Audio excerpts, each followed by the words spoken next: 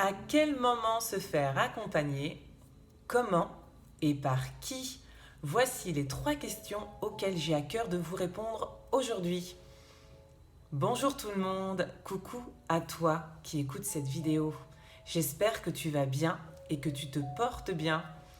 J'ai à cœur aujourd'hui, au travers de mon expérience personnelle et professionnelle, de vous partager mes compréhensions autour de l'accompagnement et le besoin d'être accompagné. À quel moment peut-on se faire accompagner?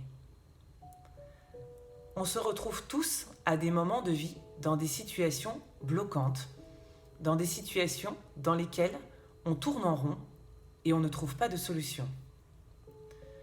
La plupart du temps, on commence par chercher par soi-même, on va en parler à notre entourage, puis lorsque cette situation se répète et qu'elle devient vraiment bloquante, elle peut donner un indicateur qui est pour moi un signal d'alarme important. C'est lorsqu'elle devient souffrante. Lorsqu'une situation devient souffrante, elle crée à l'intérieur de nous un état de mal-être profond qui peut parfois durer. Et l'important étant de ne pas rester dans cet état de souffrance et de ne pas l'entretenir. C'est à ce moment-là que j'inviterai à réfléchir à se faire accompagner. Se faire accompagner n'est pas un état de vulnérabilité, bien au contraire. C'est simplement accepter ses propres limites et reconnaître que nous avons besoin de quelqu'un de plus compétent pour nous aider à libérer une situation. Il est très important de s'entraider et de comprendre que chacun a ses compétences. La deuxième question est comment se faire accompagner? Il existe aujourd'hui plein de méthodes. De nombreuses méthodes ont été même créées aujourd'hui pour accompagner les gens. Et selon votre besoin et vos attentes, et je dirais même votre profil, il y a plusieurs portes d'entrée. L'important étant de vous écouter et de savoir quelle est l'approche qui vous convient le mieux. Il peut y avoir par exemple une approche plus au niveau cognitif qui va s'approcher autour de pratiques comme l'hypnose, comme la PNL, comme de nombreuses pratiques comme même la psychothérapie, dans les thérapies plus classiques, qui vont utiliser beaucoup plus la sphère cérébrale et cognitive pour vous accompagner, vous poser des questions, vous exprimer. Mais il y a également d'autres sphères, comme toute la sphère émotionnelle, qui vont être des pratiques qui vont vous aider à libérer des émotions restées bloquées et qui peuvent être la porte d'entrée. Il en existe plein et de nombreuses, comme par exemple la kinésiologie, l'EFT, la littératie et encore plein d'autres. Et peut-être également que votre approche sera peut-être plus au niveau physique et ressenti. Peut-être que vous aurez moins besoin de parler, mais plus de ressentir. Et auquel cas, vous pourrez aller vers une sphère beaucoup plus autour du corps, autour du physique, comme par exemple le Reiki, le magnétisme, le massage thérapeutique et encore bien d'autres.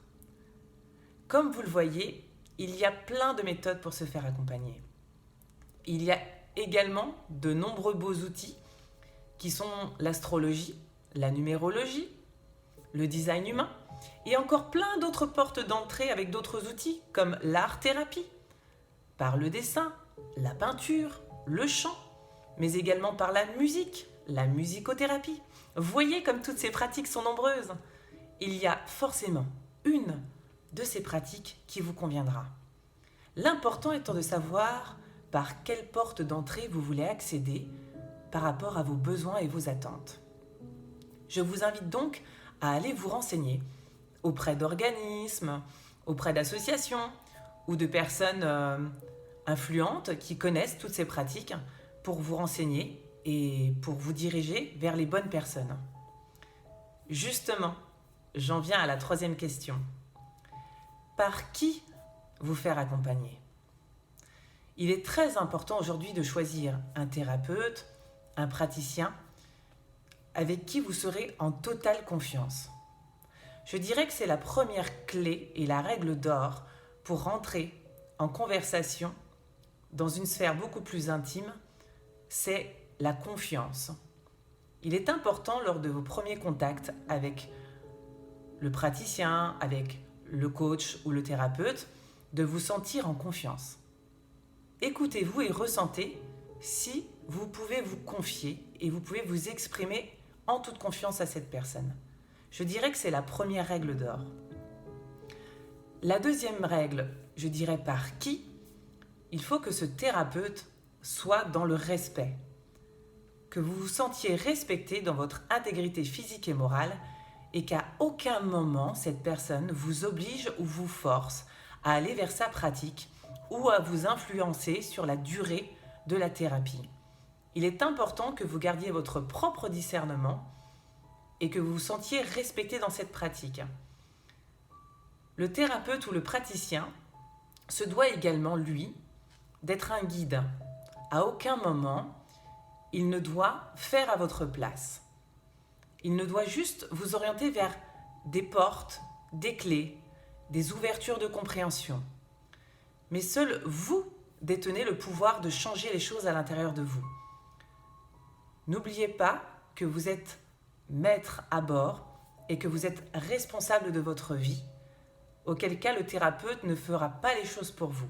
Donc il est important de ne pas se rendre dépendant du thérapeute et simplement de comprendre qu'il est là pour vous guider. C'est très important. Ensuite, il existe plein de thérapeutes dans des pratiques reconnues, certifiées et d'autres qui sont non reconnues. L'important, je vous dirais, ce n'est pas forcément le diplôme, car cela n'enlève en rien en la qualité de la pratique. Le plus important, c'est de vous faire confiance et d'être à l'écoute de ce que ce praticien, ce coach ou ce thérapeute va vous apporter. Car il y a de nombreuses pratiques aussi non reconnues qui sont de très bonne qualité. Donc écoutez-vous, faites-vous confiance, mais également faites confiance en la personne vers qui vous vous orientez. Voilà toutes les questions autour de l'accompagnement auxquelles j'avais à cœur de répondre aujourd'hui dans mes propres compréhensions, suite à mon chemin personnel et professionnel, car en tant que thérapeute également, j'ai à cœur de vraiment respecter les clients dans leur intégrité physique et morale, et ce sont des valeurs que j'ai à cœur également de communiquer pour les personnes qui se font accompagner. Voilà, n'hésitez pas à liker et à partager si vous avez aimé, et même à commenter pour me donner votre approche aussi par rapport à l'accompagnement. Et sinon, je vous souhaite une très belle journée et je vous dis à tout bientôt pour une nouvelle vidéo. Prenez soin de vous. Je vous embrasse. Ciao, ciao!